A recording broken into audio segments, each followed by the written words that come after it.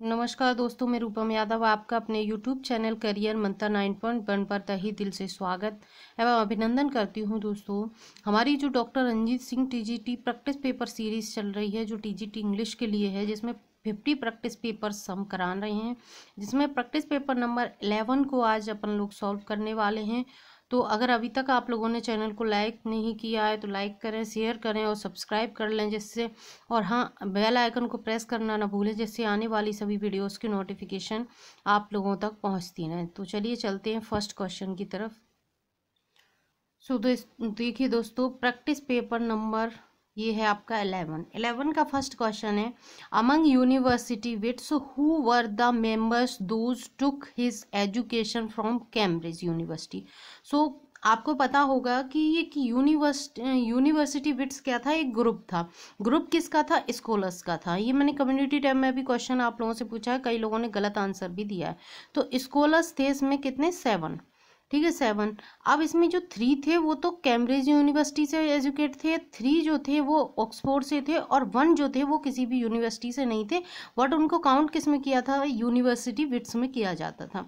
सो इसमें पूछा है कि कैम्ब्रिज यूनिवर्सिटी से कौन कौन से मतलब एजुकेट थे। तो कैम्ब्रिज यूनिवर्सिटी के देखते हैं, Christopher Marlowe, Robert Greene, Thomas Nashe, मतलब कि ये तीनों ही कहाँ से थे? कैम्ब्रिज यूनिवर्सिटी से एजुकेट थे। तो all of these answer is here right. Okay, so next one is among university bits who were the members that took his education from Oxford University। so John lily ये भी थे, Thomas Lodge भी थे और George Peel भी थे। So answer will be right here, it is G, all of these. Okay, so next one is third question, which writer sometimes consider as one of the university wit. अब मैंने आप लोगों को बताया था कि मतलब 3 तो कहाँ से थे? ऑक्सफोर्ड यूनिवर्सिटी से, और 3 थे आपकी कैम्ब्रिज यूनिवर्सिटी से, बट एक इनमें से ऐसे थे जो किसी भी यूनिवर्सिटी से नहीं थे। तो अब आपने ये भी नेम देख लिया, ये भी देख लिया, तो ये भी। सो answer will be right here, it is D, Thomas kid. Thomas kid जो थे वो किसी भी यूनिवर्सिटी से एजुकेट नहीं थे, बट उनकी काउंटिंग जो थी वो बिट्स में की जाती थी। नेक्स्ट क्वेश्चन है, who wrote the play doctor Faustus. So John Lyly, Christopher Marlowe, Thomas Lodge, Thomas Kyd. So answer will be right here, it is B, Christopher Marlowe. Christopher Marlowe जो थे उन्हीं का एक वर्क था doctor Faustus, सो इन्हीं के द्वारा लिखा गया था। Next one is, who wrote the play Friar Bacon. So Robert Greene, John Lyly, Marlowe या Kyd. So answer will be right here, it is A, Robert Greene. Robert Greene का work है Friar Bacon. So next one is sixth, who wrote the play Unfortunate Traveler। Unfortunate traveller जो play था वो किसके द्वारा लिखा गया था? So Robert Greene, John Lyly, Thomas Lodge या Thomas Nashe. So answer will be right here, it is D, Thomas Nashe. Okay, Thomas Nashe के द्वारा ये वर्क लिखा गया था, प्ले था इनका unfortunate traveller. So next one is, who wrote the play the arrangement of Paris. So arrangement of Paris किसने लिखा था? थॉमस नास, रॉबर्ट ग्रीन, जॉर्ज पील या John lily.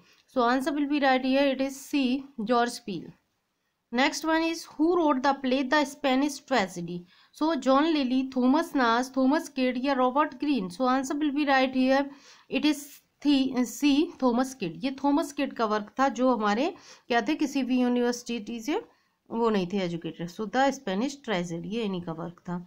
Next one is ninth, Shakespeare's play Hamlet followed the genre founded in English by Thomas Kidd's play।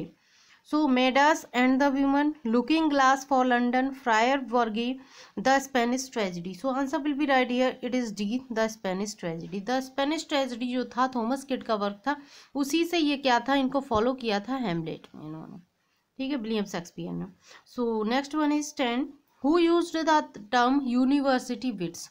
अब university wits जो term था वो firstly किसने यूज किया था?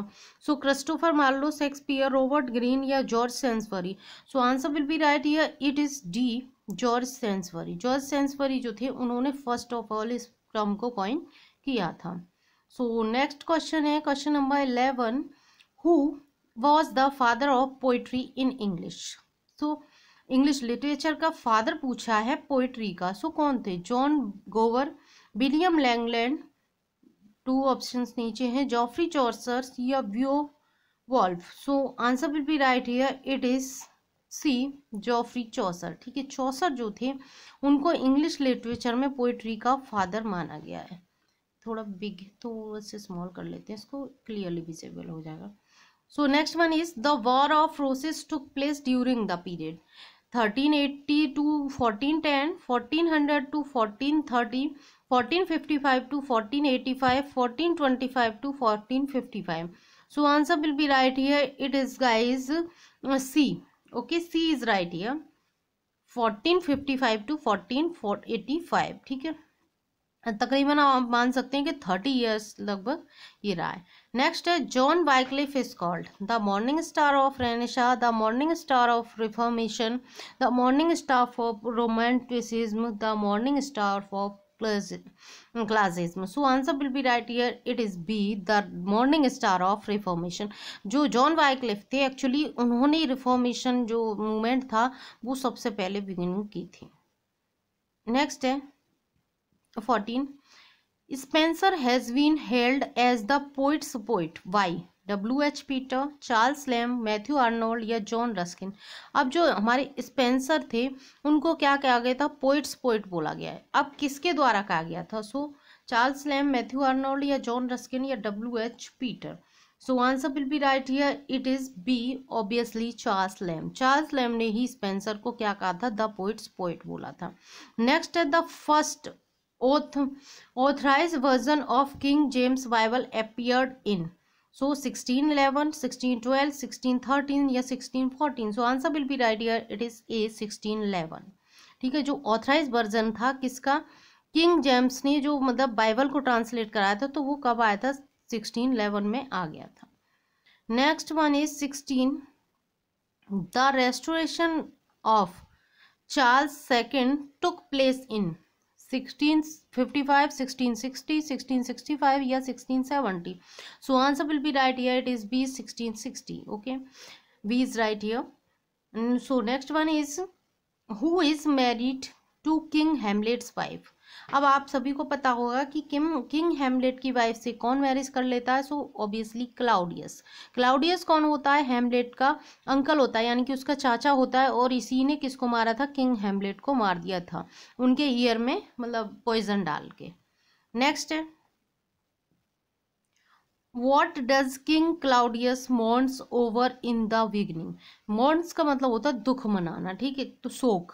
तो किसके दुख में था किंग क्लाउडियस बिगनिंग में, तो ऑब्वियसली किसको मार दिया था उसने, अपने भाई को मार दिया था। So the death of his brother, अब खुद ही मार दिया और खुद ही उसका शोक मनाता है। Next 19, what do Claudius and Gertrude want Prince Hamlet to do. मतलब प्रिंस हैमलेट से जेट्रूड और क्लाउडियस क्या एक्सपेक्ट करते हैं, गो बैक टू स्कूल, के वो स्कूल चला जाए, स्टे क्लोज टू देम, मतलब उनके पास ही रहे, बिकम द किंग या get married. So answer will be right here, it is B, stay close to them, मतलब उनसे मतलब पास रहे, नजदीक रहे उनके, अच्छा बन के। सो 20 है, what does Prince Hamlet contemplate doing because he is so upset. क्या करता है, मतलब उसको कैसा फील होता है कि वो क्या करें। सो क्योंकि अपसेट इतना था, इधर उनके फादर के गोश्त ने उसको बता दिया था कि तुम्हारे चाचा ने मुझे मारा है, तो अब वो करे क्या बेचारा। तो उसको ऐसा लगता था कि मैं अपने आप को ही ख़त्म कर लूँ, मार लूँ। टू बी और नॉट टू बी ये जो है वो भी इसीलिए किलिंग हिमसेल्फ। ठीक है, answer will be right here, it is A.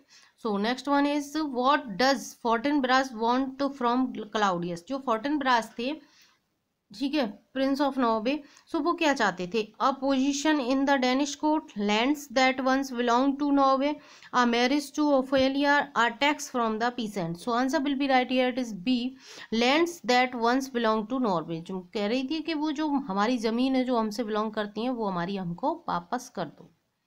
So next question है, who wrote the following works. ये सारे जो वर्क हैं वो किसने लिखे हैं, देखिएगा।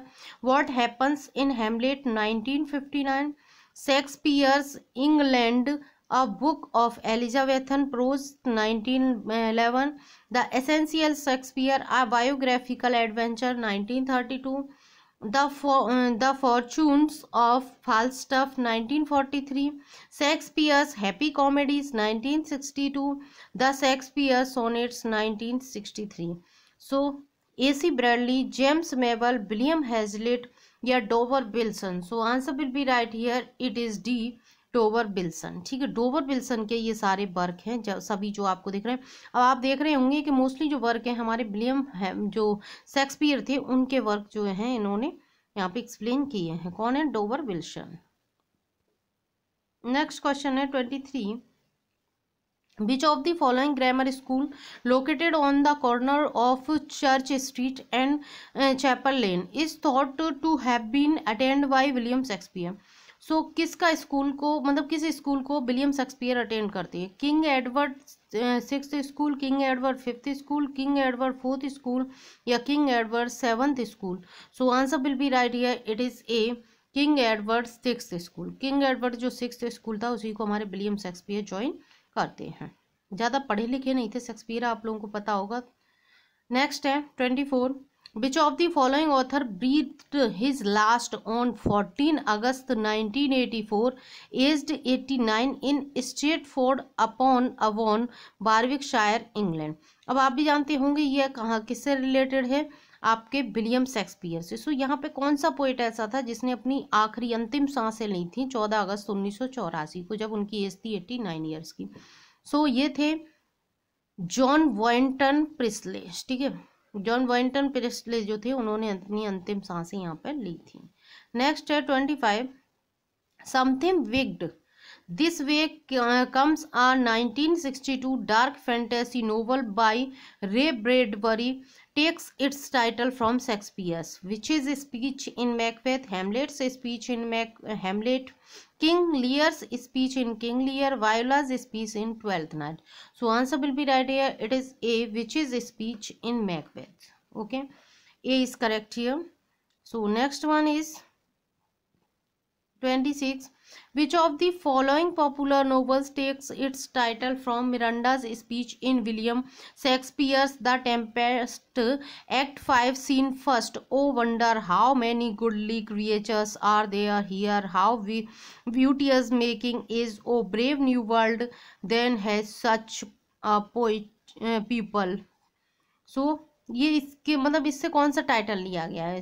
सो देखिएगा, ये जो टाइटल है ब्रेव न्यू वर्ल्ड, जो लाइन्स आई हैं ओ ब्रेव न्यू वर्ल्ड, यहाँ से एक टाइटल उठाया गया है. ठीक है. So next one is 27. The essential Shakespeare is worked by, is a work by, किसका है? J Dover Wilson, Middleton Murry, AC Bradley या Wilson Knight? So answer will be right here, it is A, J Dover Wilson. ठीक है, J Dover Wilson जो थे उनका the essential Shakespeare ये work है. नेक्स्ट है the passionate pilgrim 1599 is an anthology of 20 poems collected and published by William Jaggard that were attributed to William Shakespeare, Ben Jonson, Christopher Marlowe या Robert Greene? So answer will be right here, it is A, William Shakespeare को attributed है. So next है 29. Who has composed the poem, the ये ही नहीं है, the poem Anne Hathaway. Anne Hathaway जो poem थी वो किसने कंपोज की थी? So Carol and Duffy, Samuel कोइनवन, Michael Wood, Jonathan Wait? So answer will be right here, it is A, Carol and Duffy. इन्होंने जो एनी हैथवे थी वो पोयम लिखी थी. जो कौन थी एनी हैथवे? विलियम शेक्सपियर की वाइफ थी. Next 30. Where from the blow quoted lines of Wordsworth, O nightingale, did ever chant more welcome notes to weary bands of travellers in some shady haunt among Arabian sands? So solitary reaper, ode to a nightingale, to the cuckoo या to a skylark? So answer will be right here, it is a, solitary reaper. ठीक है, solitary reaper इनकी एक poem है, very important रही है, तो उससे ये लाइन्स ली गई हैं. Next 31. Who said the poet is a man speaking to man? PCT 5 में पूछा गया है. T.S. Eliot, S.T. Coleridge, Dr. Samuel Johnson या William Wordsworth? So answer will be right here. It is G. William Wordsworth. The poet is a man, मतलब जो poet है, कवि है, वो भी क्या है, एक आदमी है, स्पीकिंग टू मैन, और वही आदमियों से बोल रहा है। तो ये लाइंस किसकी हैं? विलियम वर्ड्सवर्थ की। नेक्स्ट है 32, in which poem has Wordsworth described different moods of nature? So PGT 5 में आया हुआ है daffodils, lines written above Tintern Abbey, an evening walk या the excursion? So answer will be right here, it is B, lines written above Tintern Abbey. जो उनकी Tintern Abbey जो poem है, जो उनके लिरिकल वेलार्स में पब्लिश हुई है, वही क्या है, ये मतलब सही है, जिसमें इन्होंने नेचर के डिफरेंट मूड्स को बुक किया है। नेक्स्ट है 33, who among these is the interpreter of nature in any moods? So TGT 4 में पूछा गया, obviously William Wordsworth, A is right here, ठीक है, इंटरप्रेटर ऑफ नेचर इनको माना गया है। सो नेक्स्ट है 34, the reason Milton wrote in fetus when he wrote of angels and God and at liberty when of devils and hell is because he was a true poet and of the devil's party without knowing it, who said? So आपको पता होगा, very important lines रही हैं। सो William black ने इनके बारे में ये बोला है, मतलब इनको बोला है कि मिल्टन जो थे वो डेविल्स पार्टी में शामिल हो गए, जबकि उनको इस चीज़ की जानकारी नहीं है, ऐसा इन्होंने बोला है। वेरी इंपॉर्टेंट लाइन्स है, कई बार एग्जाम में पूछ ली गई हैं। 35 है, Paradise Lost has inspired the visual works by well known painter dash who excused a set of 10 colour engraving in 1974? So Salvador Dali, Francis वर्ने, रिचर्ड वेस्टॉल या Francis Hayman? So answer will be right here, it is A, Salvador Dali. So next one is The Temptation and Fall of Eve 1808 is an illustration of Milton's Paradise Lost. It's written by William Blake, Wordsworth, Coleridge या John Keats? So answer will be right here, it is A, William Blake, ठीक है। जब क्या कहा है, temptation and fall of Eve 1808 in illustration of Milton's Paradise Lost. So इन्होंने criticise किया था और मिल्टन को क्या बोल दिया था कि आप तो डेविल्स की पार्टी में शामिल हो गए और बिना जाने हुए, तो काफ़ी क्रिटिसाइज किया है विलियम ब्लैक ने इनको। सो नेक्स्ट है in sin death and the devil 1792 who carry featured the political battle between Pitt and Thurlow as a scene from Paradise Lost. Pitt is death and Thurlow Satan, ठीक है। पिट को क्या दिखाया गया, death बताया है, और थर्लो को क्या बताया, Satan, with Queen Charlotte as sin in the middle.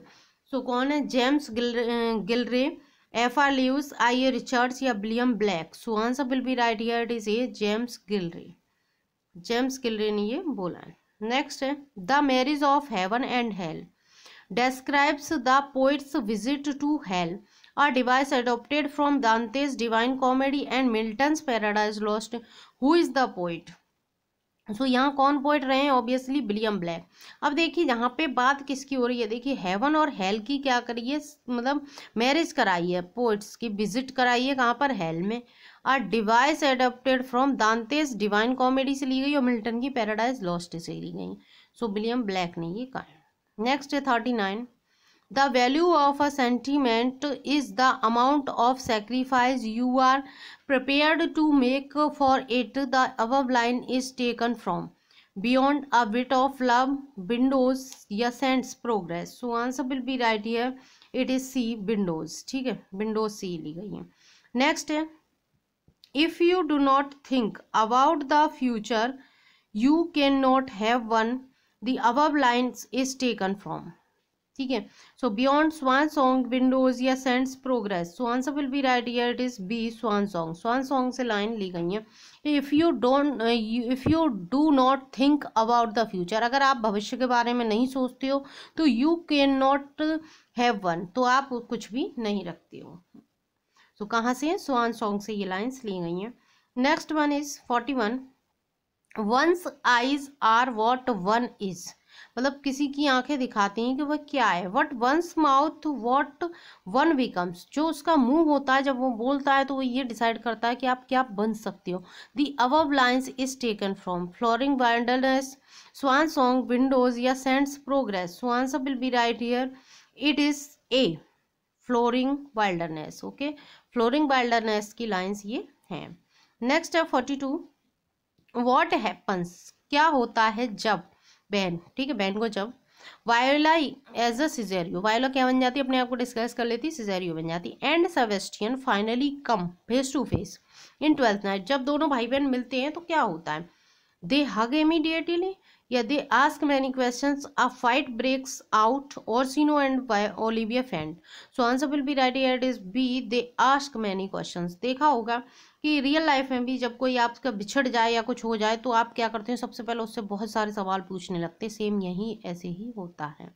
So next है 43, how does Orsino feel after realising that Olivia has married Sebastian. उसको पता पड़ता है जब किसको, ड्यूक ऑर्सिनो को, कि ओलिविया जो थी उसने शादी कर ली, किससे कर ली, सेबेस्टियन से कर ली।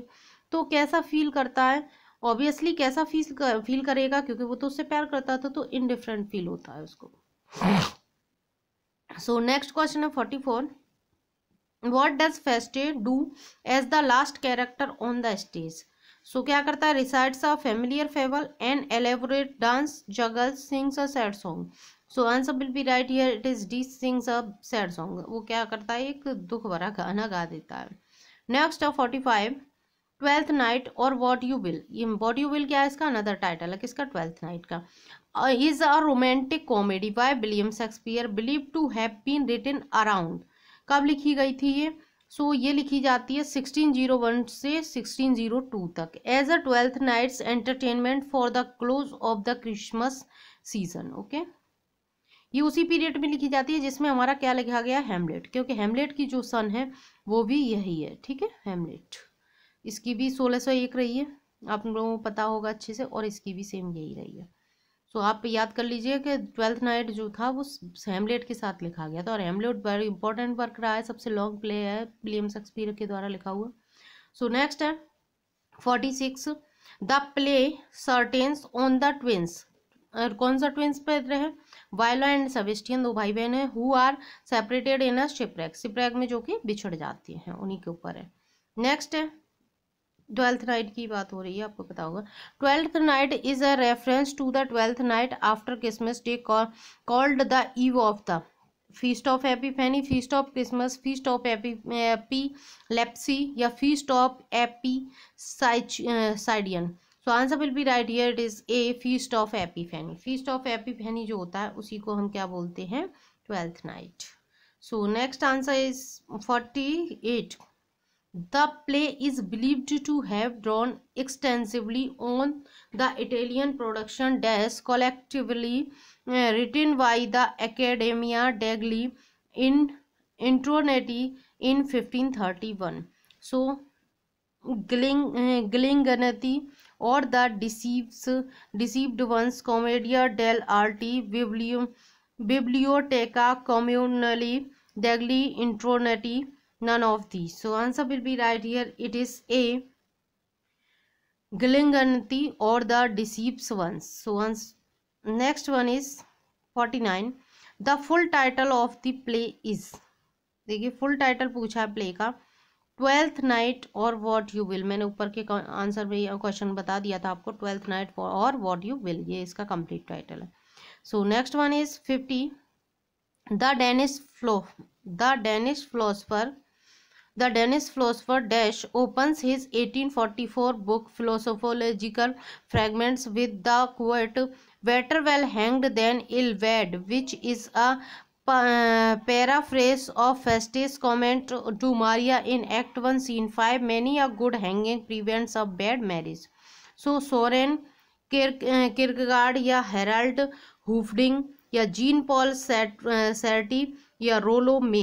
सो answer will be right here, it is A, Soren Kierkegaard, ठीक है, ये मतलब इससे लिया गया है टाइटल। नेक्स्ट है 51, Night Justice also refers passingly to Twelfth Night, especially to Sir Andrew Ochse's suspension expressed in Act 1, Scene 3, that is excessive.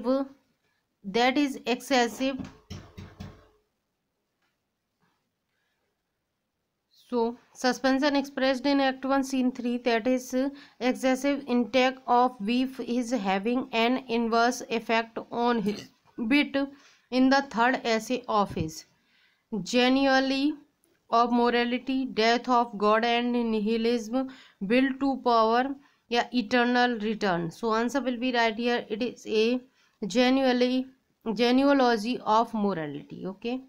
So next question है 52. Which of Orlando's belongings does Oliver deliver to Ganymede in As You Like It? A letter, a bloody handkerchief, a scarf या a knife? So answer will be right here. It is B, a bloody handkerchief. ठीक है, Orlando की belongings होती हैं. Oliver को बचाने के लिए वो क्या करता है, एक मतलब शेर से लड़ जाता है, तो वहां पर वो क्या दिखा देता है, ब्लडी हैंडकरचीफ उसको दिखा देता है. नेक्स्ट है who saves Oliver from the lioness attack?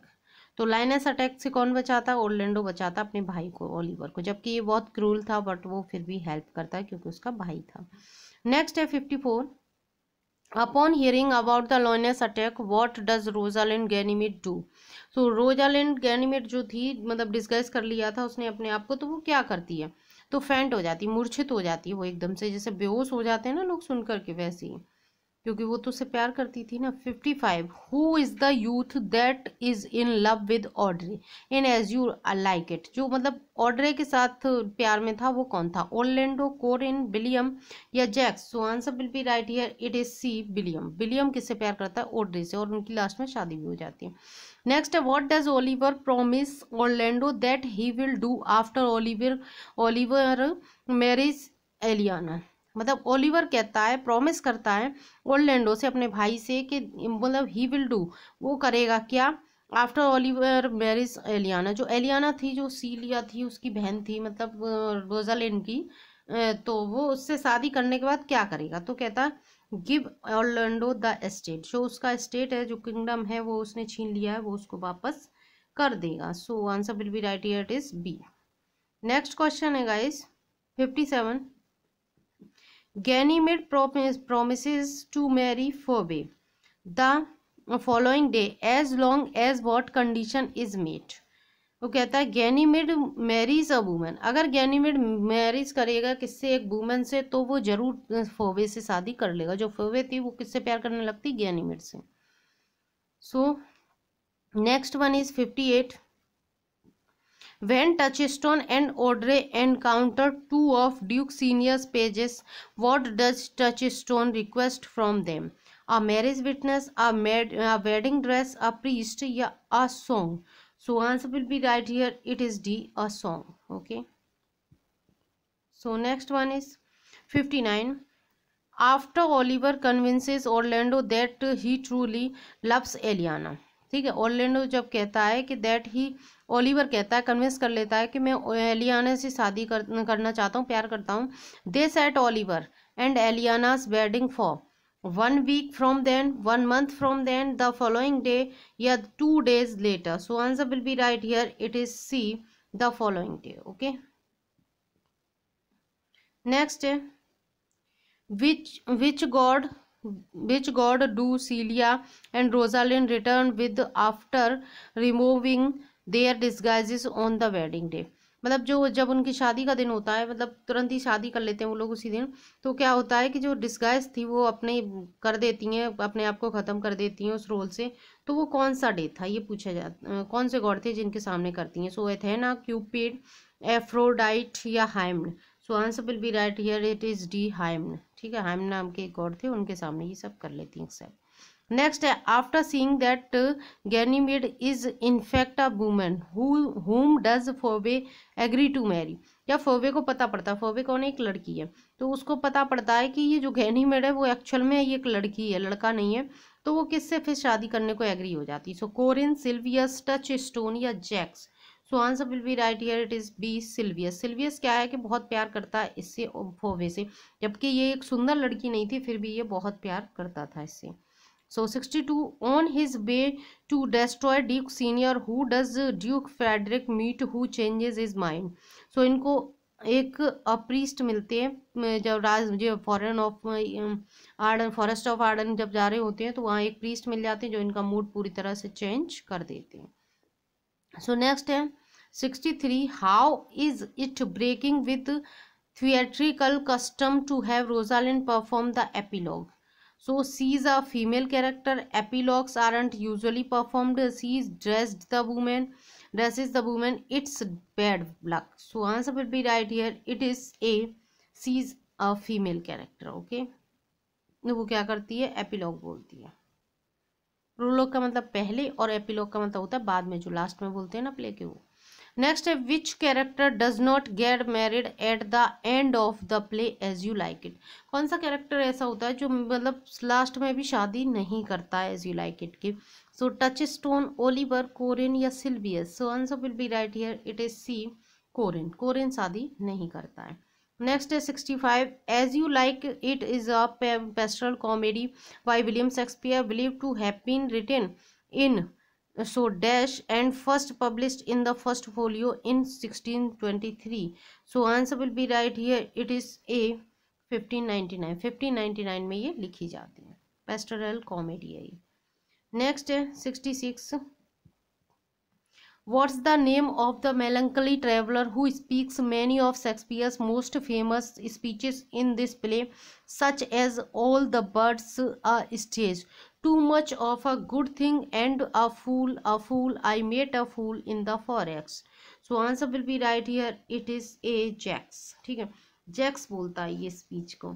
Next है 67, which character provides a sharp contrast to the other characters in the play, always observing and disputing the hardships of life in the country? So Jaques, Oliver, Corin या Silvius? So answer will be right here, it is A, Jaques. ठीक है, Jacques काफ़ी help करता है लोगों को। Next है 68, in which play of Shakespeare's the following sons occur? Under the greenwood tree, blow, blow, blow, blow thou winter wind, what shall he have that killed the deer? It was a lover and his last. Twelfth night, as you like it, merchant of Venice, या Henry IV part 1? So answer will be right here, it is B, as you like it। as you like it में ये blow, blow, blow under the greenwood tree बोला जाता है। Very important है, बहुत ज़्यादा पूछी जाती है एग्जाम्स में, लाइन। नेक्स्ट है 69, the play is set in a duchy in France, but most of actions takes place in a location called the forest of Arden, not garden. Okay, so next one is 70, Rosalind disguise as क्या? Ganymede, and Job's own pace, and Celia disguises as Eliana। सेफर्डेस बनती है और एक ये shepherd बनती है। ठीक है, so next one is 71, in this play Phoebe refers to a famous line, whoever loved that loved not at first sight, taken from dash, which was published in 1598. Marlowe's hero and Leander, Marlowe's the passionate shepherd to his love, Marlowe's Dido, queen of Carthage, या Marlowe's the Jew of Malta? So answer will be right here, it is A, Marlowe's hero and Leander। ठीक है, वहाँ से ली गई है। Next है 72, विच author complained that as you like it is lacking in the high artistry of which Shakespeare was capable? Shakespeare wrote the play as a mere crowd pleaser and signaled his own middling opinion of the work by calling it as you like it, as it if the playwright did not agree. So T.S. Eliot, G.B. Shaw, Dr. Johnson या John Dryden? So answer will be right here, it is B, George Bernard Shaw. Okay, उन्होंने ये lines लिखी हैं, As You Like It is lacking, मतलब कमी में बताएंगे as You Like it में। सो नेक्स्ट है 73, who objected to the immortality of the characters and Touchstone's contest clowning in As You Like It? So T.S. Eliot, Tolstoy या Doctor Johnson, John Dryden? So answer will be right here, it is Tolstoy. ठीक है, Tolstoy इसको करते हैं। Next है 74. In the epilogue, as you like it, spoken by dashed to the audience, she states rather explicitly that she, or at last the actor playing her, is not a woman. So आपको पता ही होगा कौन बोलता है epilogue, मैंने अभी ऊपर बताया था, तो रोजालिंड, ठीक है, रोजालिंड इसका एपिलॉग बोलती है। नेक्स्ट है 75. Ganymede tells Sylvius to inform Phoebe that Ganymede will never love Phoebe until Phoebe loves herself, others, Sylvius या Corin. So answer will be right here. It is C, Sylvius. क्योंकि वो कहती है कि मतलब वो अपना ही लव लेटर जो फोबे होती है वो सिल्वियस से किसके पास भिजवाती है, गैनीमेड के पास, जबकि गैनीमेड तो क्या एक लड़की है खुद, तो वो एक लड़की से प्यार कैसे कर सकती है। तो ये कहती है इस सिल्वियस से कि गैनीमेड टेल्स, मतलब कहती है, इन्फॉर्म करती है, कि कहती है उसको, फोबे को इन्फॉर्म कर दो कि गैनीमेड उससे कभी भी प्यार नहीं कर सकती है, ठीक है। सो नेक्स्ट है 76. A line consisting is 1 metrical foot, जिसमें 1 मेट्रिकल फुट होता है उस लाइन को क्या कहते हैं। सो 1 मीटर, डाई मीटर, सोलोमीटर या manometer. So answer will be right here, it is D, manometer, ठीक है। मोनो का मतलब होता है 1, ठीक है, मोनो जो होती है, जो रूट होती है, उसका मतलब होता है 1, तो 1, और उसमें पूछा है 1 मेट्रिकल, तो मोनोमीटर, ठीक है। नेक्स्ट है 77 sorry. Italian stanza from composed of 11 syllables line rhyming A B A B A B C C.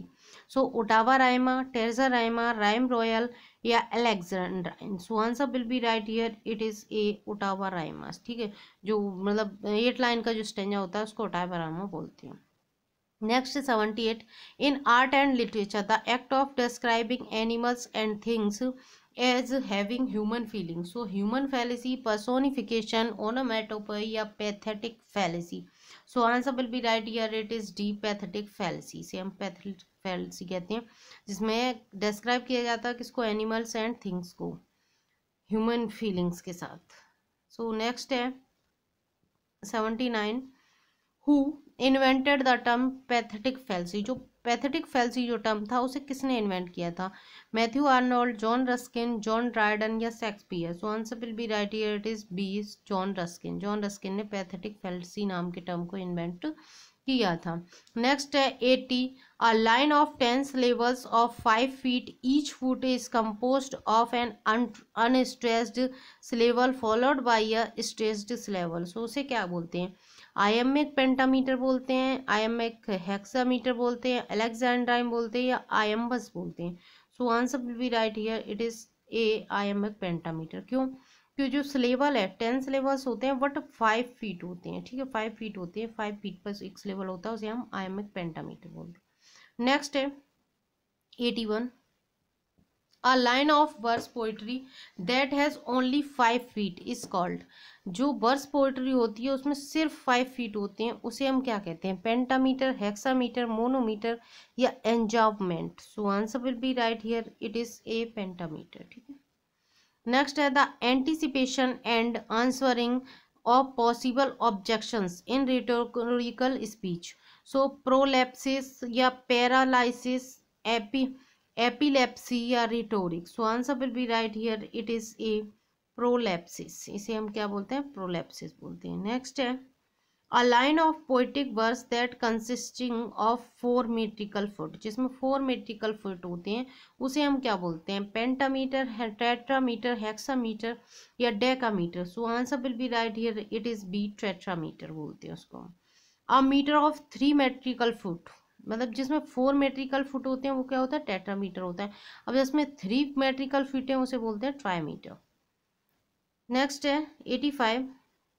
A meter foot consisting of 1 short or unstressed syllable followed by 1 long or stressed syllable. So उसे हम क्या बोलते हैं, मतलब एक क्या होता है, मेट्रिकल फुट होता है, उसमें कंसिस्ट होता है क्या, 1 शॉर्ट अनस्ट्रेस्ड सिलेबल, ठीक है, और followed by 1 long stress syllable. तो उसे क्या बोलते हैं, आयम्बस बोलेंगे, लायम्बस बोलेंगे, प्रोसोडी बोलेंगे या पेंटा बोलेंगे। So answer will be right here, it is A, iambus. इसे हम आयम्बस बोलते हैं। नेक्स्ट है 86, ठीक है। 86 क्वेश्चन नंबर क्या कहता है, सो देखिए 86 क्वेश्चन क्या कहता है, non defining clauses add information that isn't essential to the sentence overall meaning. ठीक है, ये किसकी बात हो रही है, नॉन डिफाइनिंग क्लोजेस की। It if it is deleted the sentence would convey basically the same information. ठीक है, non defining clauses are separated from the main sentence by commas. ठीक है, कॉमास के द्वारा सेपरेट की जाती हैं। So all are correct. Okay, answer will be right here is D. So next one is 87, who you be use that as a. देखिए you that का use हम किस किस तरीके से कर सकते हैं, डिटर्मिनर होता है, डेमोन्स्ट्रेटिव प्रोनाउन ये भी होता है, रिलेटिव प्रोनाउन भी होता है। सो answer will be right here also D, all of the above. Next one is, which of the following is a correct statement about relative pronoun? So relative pronoun refers back to a noun or pronoun called its antecedent. A relative pronoun must be of the same number and person as its antecedent. A relative pronoun referring back to a singular noun or pronoun must be followed by a singular verb. So all of these, so answer will be right here also, all of these। ठीक है, all of these correct। next है 89, which of the following is a correct statement about a compound relative pronoun? compound relative pronoun जो होता है उसके बारे में correct statement कौन सा है? so it acts as a subject, object or adverb in its own clauses. It also acts as a conjunction joining its clauses to the rest of the sentences, both A and B, none of the above। so answer will be right here, it is C, both A and B। okay, दोनों ही correct हैं इसके बाद। next है, which of the following is correct statement? कौन सा correct statement है इसमें? About the use of that, that कैसे यूज होता है? Never used with a preposition preceding after the words all, same, any, none, nothing, only, etc, after two antecedents, one denoting a person and the other denoting an animal or thing without life। so all of these, answer will be right here, it is D also, all of these। ठीक है, सभी correct है। Next है 91 to 95, use a suitable collective noun in the following sentences. एक collective noun का use करना है इसमें। A dash of ants, so swarm, nest, army या all of these. So answer will be right here, it is D, all of these. ठीक है, a swarm of ants, a nest of ants या army of ants, all of these correct here. Next है a dash of singers, band, group, sheaf या choir. So answer will be right here, it is D, choir of singers. ठीक है, next है 93, अ dash of पैट्राइड्स, कोवरी, group, sheaf या choir. So answer will be right here, it is A, covey, a covey of partridges. Next है 94, a dash of fish, so a aquarium of fish. ठीक है, next है a dash of events, so क्या होता है? A number of events, a series of events या a cluster of events. So series of events, series events कैसे perform किए जाते हैं? एक सीरीज में चलते हैं। सो सॉरी, इसका जो है सोल ऑफ फिश होगा, ना कि एक्वेरियम। ठीक है, एक्वेरियम में तो फिशेज रहती हैं। So B is correct here. Next है 96 to 100, choose the incorrect match of masculine and feminine form. So masculine और फेमिनाइन में कौन सा इनकरेक्ट है? Abbot, abbess, duke, duchess, emperor, empress, governor, government. So यही इनकरेक्ट है आपका डी वाला, बाकी सभी करेक्ट है। इसमें गवर्नर का गवर्नमेंट नहीं होता, गवर्नेंस होता है। नेक्स्ट है 97, heir, heiress, Jew, Jewess, lad, ladess, masculine, feminine. So answer will be right here, it is C. Okay, lad, ladess नहीं होता है, बाकी सभी करेक्ट है। So next one is 98, master, miss या mistress, mayor, mayoress, mister, missus, marquis, marquess, मार्किनरी। So यहाँ correct incorrect हो जाएगा आपका डी, मार्क्विस या मार्किनरी नहीं होगा इसका। ठीक है, बाकी सभी करेक्ट है। नेक्स्ट है 99, murder, murderess, shepherd, shepherdess, sorcerer, sorcery, steward, stewardess. So answer will be right here, it is C, sorcerer नहीं होता है, ये इसका इनकरेक्ट है, बाकी सभी करेक्ट है। नेक्स्ट है मैस्कुलाइन फेमिनाइन का, prince princess, prophet prophetess, prosecutor prosecutee, administrator administratrix. So answer will be right here, it is C, prosecutor का प्रोसिक्यूटरी नहीं होता है, बाकी सभी करेक्ट है। नेक्स्ट है what will be the suitable prefix for the word decent. Decent का क्या होगा, नन, अन, नॉट या in. So answer will be right here, it is D, indecent होता है, ठीक है, पीजीटी 3 में भी पूछा गया। नेक्स्ट है strange friend, past present and to be loved deeplier understood Tennyson, ठीक है।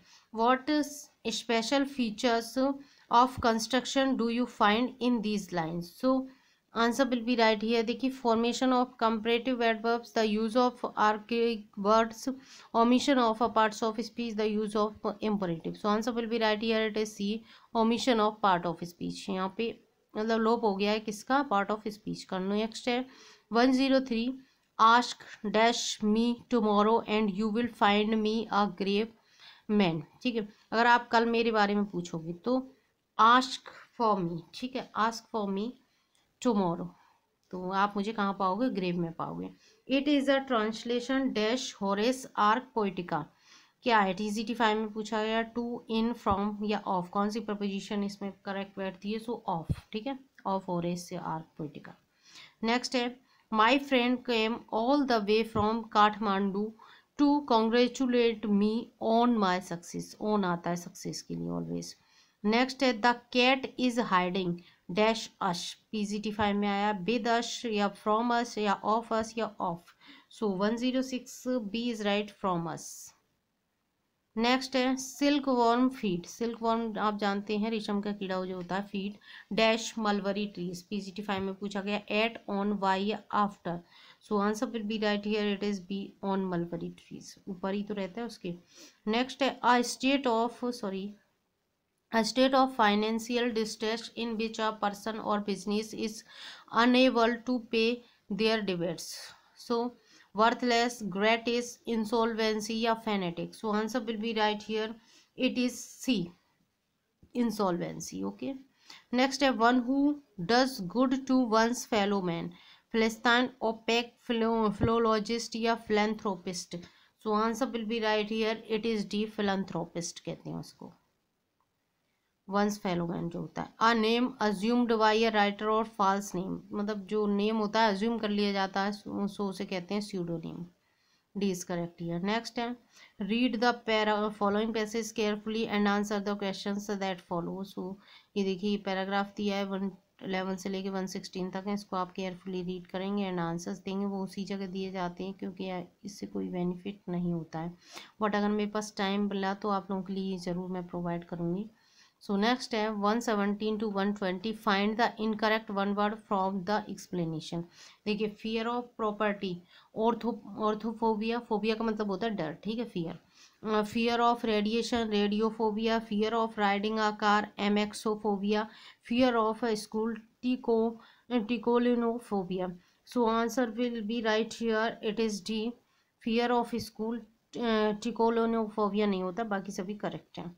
नेक्स्ट है fear of sex, genophobia, fear of speaking, lalophobia, fear of speed, टेकोफोबिया या फियर ऑफ वाटर।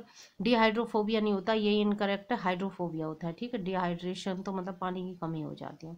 नेक्स्ट है 19 fear of birds, logophobia, fear of high places, acrophobia, fear of large open spaces, agoraphobia, fear of Britain, Anglophobia. So answer will be right here, it is C, fear of large open spaces, agoraphobia नहीं होता है, ये incorrect है, बाकी सब correct है। 120 है fear of lighting, thunder and storm, astraphobia, fear of books, bibliophobia, fear of hands, chirophobia, fear of small narrow और enclose place, so claustrophobia. So answer will be right here, it is C, fear of hands, chirophobia नहीं होता, बाकी सभी correct है। Next है foreign expression पूछिए, इसमें incorrect बताना है इसमें भी। सो बिल्डंगस्ट्रोमैन, इसे personal development novel, billet dogs blood letter कहते हैं, bizarre eccentric, casus belli and act justifying war. So answer will be correct here, it is B. Blood dogs को ब्लड लेटर नहीं कहते हैं, बाकी सब करेक्ट है। नेक्स्ट है 122, चौफियर प्रोफेशनल ड्राइवर और of motor car, che sara sara, what will be, ठीक है। Cogito ergo sum, I think therefore I exist, comme comme ci comme ça, so beautiful. So answer will be right here, it is incorrect here, D. Okay, comme comme ci comme का मतलब so beautiful नहीं होता, बाकी सभी correct है। Next है which of the following is not a kind of noun. अब देखिए kind of noun, personal noun नहीं, एक्चुअली यहाँ पूछिए प्रोनाउन, बस गलत टाइपिंग हो गई है। पर्सनल प्रोनाउन होता है, रिफ्लेक्सिव भी होता है, एम्फेटिक भी होता है, जब इम्प्रेसिव नहीं होता। इम्प्रेसिव नाम का कोई प्रोनाउन नहीं है, ठीक है। और D is incorrect here. Next which of the following is a distributive pronoun, each, every, either, neither, everyone, none, any, so all of the above right here, ठीक है। सभी ये क्या हैं आपके डिस्ट्रीब्यूटिव प्रोनाउन है। नेक्स्ट है and last question of this video, so look at carefully. Each, either and neither are also used, जब क्या है ये डिस्ट्रीब्यूटिव प्रोनाउंस तो हैं ही, बस यूज कैसे और होती हैं, dash when they modifying some noun of singular number. अब आप भी जानते होंगे कि जब कोई नाउन को क्वालिफाई करता है या मॉडिफाई करता है तो वो क्या कहलाता है।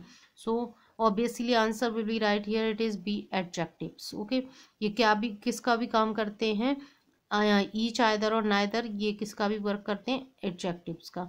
सो दोस्तों, अगर आपको ये वीडियो अच्छी लगी हो तो आप इसे लाइक करें, शेयर करें, कमेंट करें, और चैनल को अभी तक सब्सक्राइब नहीं किया तो जल्दी से सब्सक्राइब कर लें। And thanks for watching this video, bye bye, take care all of.